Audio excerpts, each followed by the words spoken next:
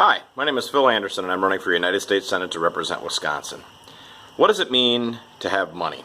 What does it mean to earn money?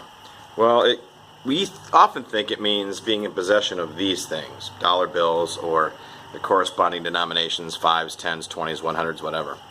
We feel safe when we've got these in our pocket. They're accepted pretty much everywhere, not only in the United States, but in many places in the world. But in fact, it doesn't even belong to us. It belongs to the Federal Reserve Bank, the Federal Reserve System. And when they choose to, in conjunction with our federal government, they can decide to devalue it. What they can do is print more of it. And without taking any out of circulation, they take that money that they've just created. Sometimes they don't even print it. They just put it in the accounts of Federal Reserve banks, the large banks on Wall Street, and those banks can then use that money to loan it or hang on to it until it's a better time for interest rates. So in fact, this money doesn't even belong to us. I might feel like it's mine. I might act like it's mine. It feels like it's free to spend. But in fact, it's under the control. Its value is under the control of somebody else.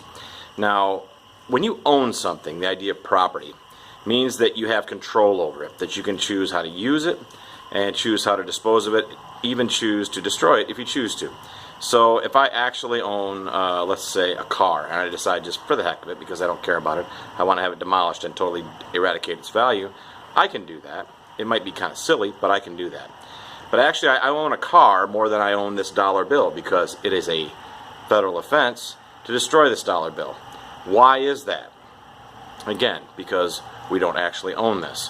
We don't actually own it in the same way we own property.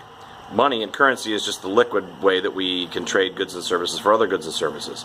It seems like it's something that we earn as the fruit of our labor, something that we have, something that we can hold on to, something that has value.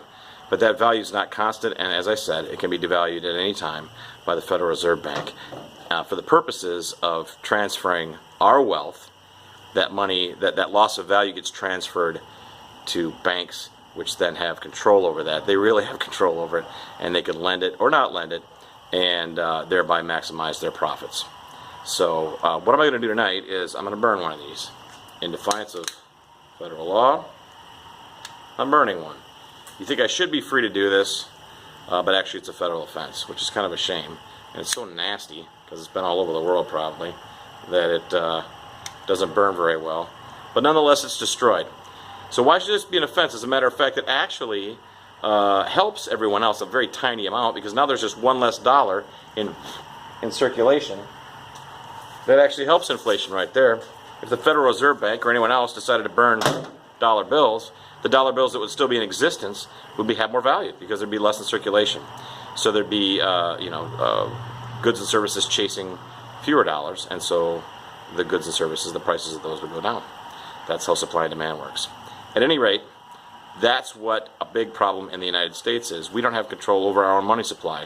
Most of the world doesn't have control over its own money supply. Most of the wars that we fight are about money, about the dollar, about that dollar that I just burned, and whether it's being used as reserve currency in different parts of the world.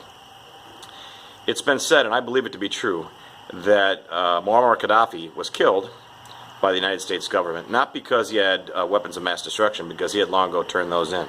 Not because he wasn't being a reasonable player on the world stage. I mean, years and years ago, he was a more difficult character.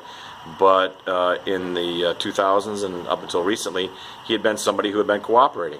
As a matter of fact, his country, his government played a vital role in controlling immigration from Africa into Europe. They settled a lot of people in Libya and were a buffer there and were behaving as responsible parties on the world stage. But Muammar Gaddafi decided that he wanted to trade Libyan oil for gold instead of trading it for dollars. And at that point, it was decided that he was no longer a good neighbor. He was no longer a friendly player on the world stage, and he had to go over that dollar that I just burnt. That's how prevalent the dollar is in our politics. It's not just a matter of inflation or deflation or interest rates or whatever. It's actually deciding our national politics and our world politics in terms of what dominance it has on the world stage and in our lives. And we don't even own the money. The very money, the very currency that we make and is given to us when we go to the bank. That's our lesson for tonight. Yeah, hopefully that wasn't too boring, but it's extremely important to know that whoever controls the currency, whoever controls the money supply, controls the politics. And that's what we have in the United States and in Europe and over most of the world. Thanks for watching, and I'll talk to you again tomorrow.